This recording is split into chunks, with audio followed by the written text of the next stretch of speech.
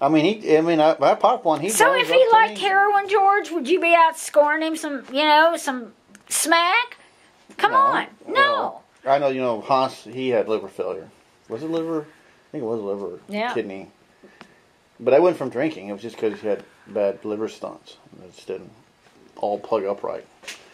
And he kind of blew up. And that's why I had to get Fred, because Fred was sort of like, Well, you've only got one liver, George. Those things, you can't go down to Napa and buy replacement parts. They're hard to come by. You got to take care of that thing. Yeah. Well, I mean, yeah, that's true. I have to start being maybe more moderating my That's right. Do drinking. You realize that Natty Light is a death wish in a can? Well, no, I never thought of it like that. It's really just, I mean, it's not like I'm drinking a ton of them. Just maybe like 6. That's what they all say, George. One is one too many.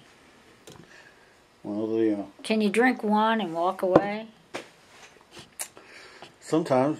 But it's hard when I have a sloppy slut running around the studio. That's right. Sloppy slut running around, showing you their tits, teasing you with their twat. It's them. They're the ones making me drink. That's what I realize now. Is that right? They're driving me to drink too much because when I get around them, I get all jacked up and excited, and I start just whacking the beers down like you wouldn't believe. And I've had so many sluts show up this. Is it to escape?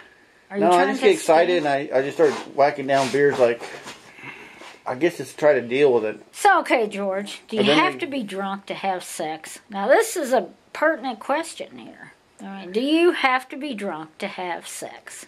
Have you ever had sober sex? It helps a little. Well, yeah, I've had sober sex before. A long time ago. When I had a girlfriend. When you had a girlfriend. But I ain't had a girlfriend in a long time, so I've just had...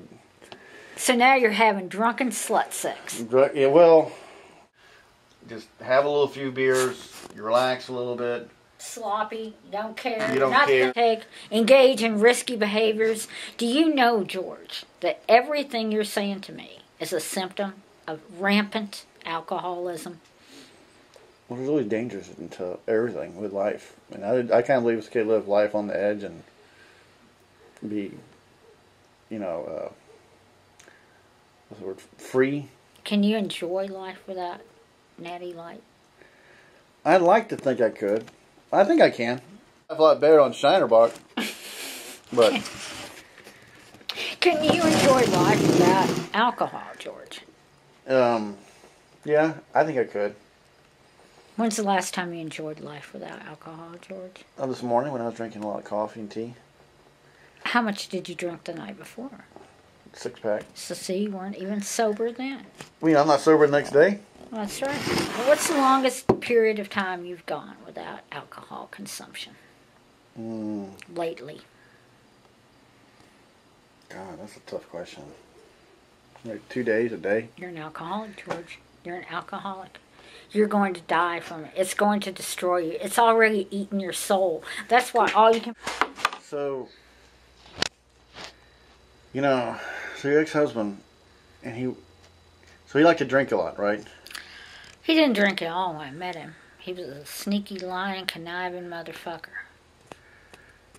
He started to drink on our wedding night, and he never stopped.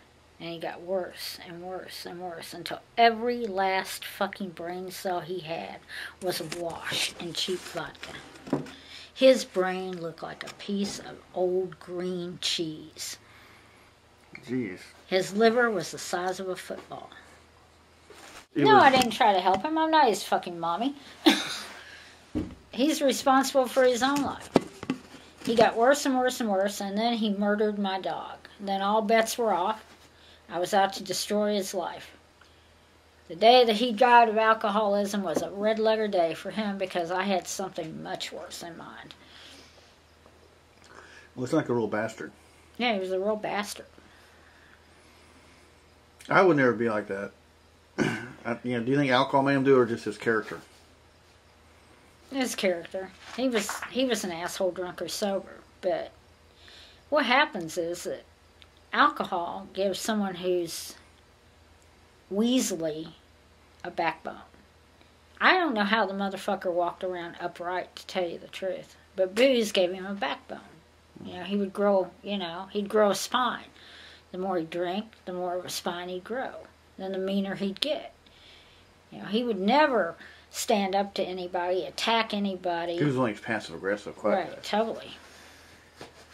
Well, yeah, I can see it. I'm all around loud. I'm kind of like who I am. And even when I get drunk and stuff, I just become kind of happy. But things change.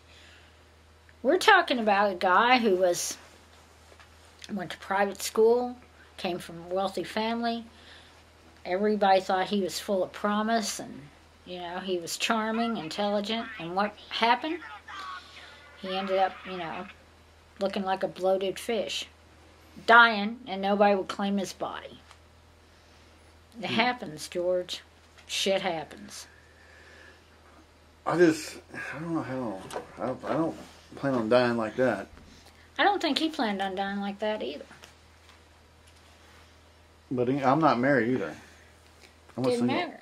He behaved that way when he was single, apparently. I mean, it doesn't matter. It's not about being married.